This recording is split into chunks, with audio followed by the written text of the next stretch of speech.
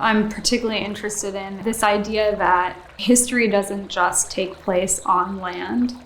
It's inextricably shaped by the landscape. But also, what does that look like in terms of our relationships with life that's not human, with plants, with animals? If we understood ourselves as a we that's all interconnected, how we do a much better job of taking care of one another.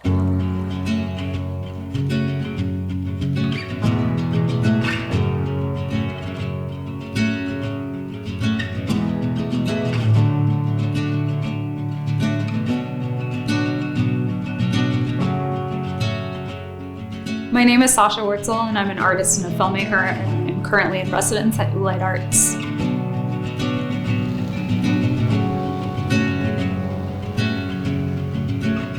I usually work across film, installation, sound, and performance.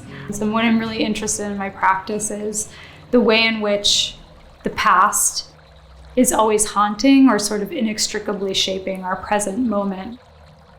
Growing up on the west coast of Florida, as a young queer person, was just really desiring connection to community and to understand who were the kind of activists who'd come before me. That got me in touch with learning about who Sylvia Rivera and Marsha P. Johnson were. I became very interested in learning about and connecting to those folks through filmmaking practice and through storytelling. We have always been on fire. We've always been let down. We have always been an island, an island. We've always been on fire. We've always been let down. We've always been an island, an island.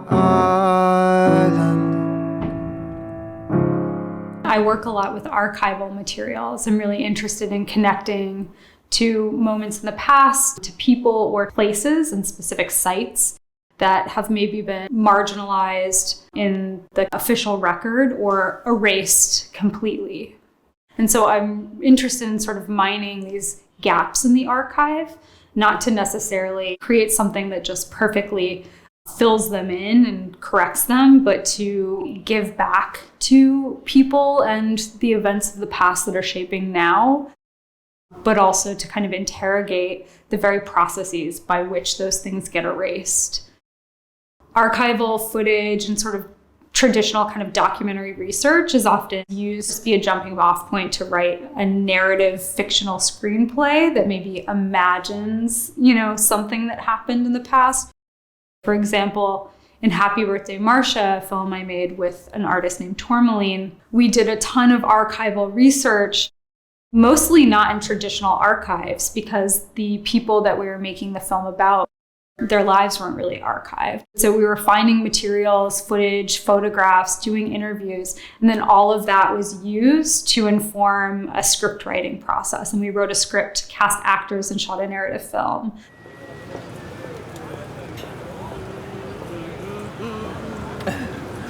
What's with the radio? It's for my party. You better come, girly. The film that I just released this year, This Is an Address, takes a slightly different approach where I was looking at footage that was shot in 1995 of a particular site on the Hudson River. And in the present, I was filming that very site as it underwent a transformation and then was putting those two things in dialogue with one another. As I look at the river a lot of times, and Marsha gives me a lot of strength, is that I got to keep fighting. Part of me went with her because one of our pacts was that we would always cross the River Jordan together. And to me, this is the River Jordan, the Hudson River. My work often starts in film, but I'm also interested in what happens when you take elements like performance or sculpture, kind of build out the world of the film beyond what would have been on the screen. I grew up on the outskirts of the Everglades. I read Marjorie Stoneman Douglas's River of Grass. It was just like a beautiful book that helped answer a lot of questions that I've had. Growing up, we're taught a very particular perspective of history, and we're not often taught about the history of colonization, the indigenous histories of the land. That book gave me a deeper understanding of the actual land that raised me in this place.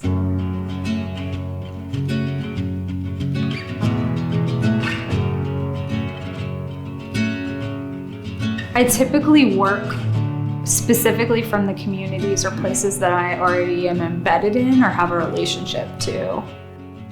After doing a series of projects in New York that look at land and history and ancestors, I was thinking a lot about my place of origin. And so doing work about land in Florida is motivated by the fact that I am from this place and this is a place that's shaped me.